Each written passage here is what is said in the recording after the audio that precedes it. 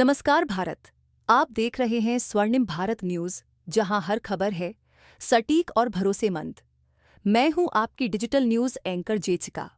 स्वागत है आपका हमारे विशेष राजनीतिक विश्लेषण कार्यक्रम में। आज हम चर्चा करेंगे कांग्रेस के वरिष्ठ नेता दिग्विजय सिंह द्वारा आरएसएस और प्रधानमंत्री मोदी की प्रशंसा पर।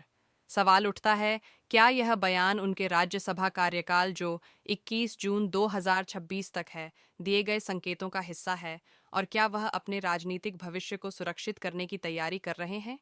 दिग्विजय सिंह का राज्यसभा कार्यकाल 21 जून 2026 को समाप्त हो रहा है। हाल ही में उन्होंने आरएसएस और प्रधानमंत्री नरेंद्र मोदी की प्रशंसा की। राजनीतिक विश्लेषक मानते हैं कि यह बयान सिर्फ व्यक्तिगत राय नहीं है।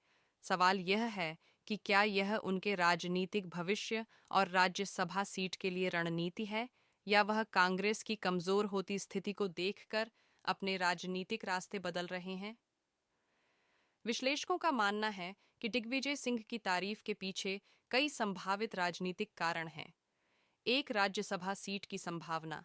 दिग्विजय सिंह यह संकेत दे सकते हैं कि वह बीजेपी या मोदी के सामने अपना राजनीतिक मूल्य दिखाना चाहते हैं, ताकि भविष्य में समर्थन मिल सके।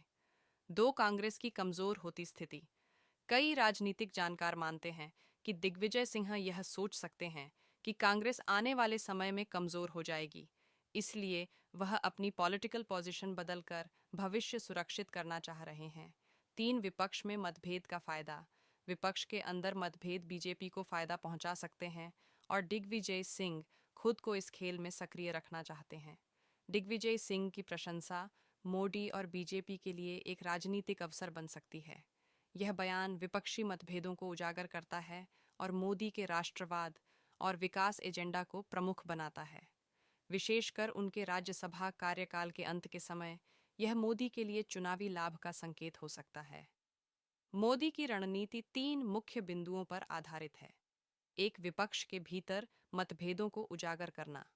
दो, राष्ट्रवाद और विकास एजेंडा को प्रमुख रखना।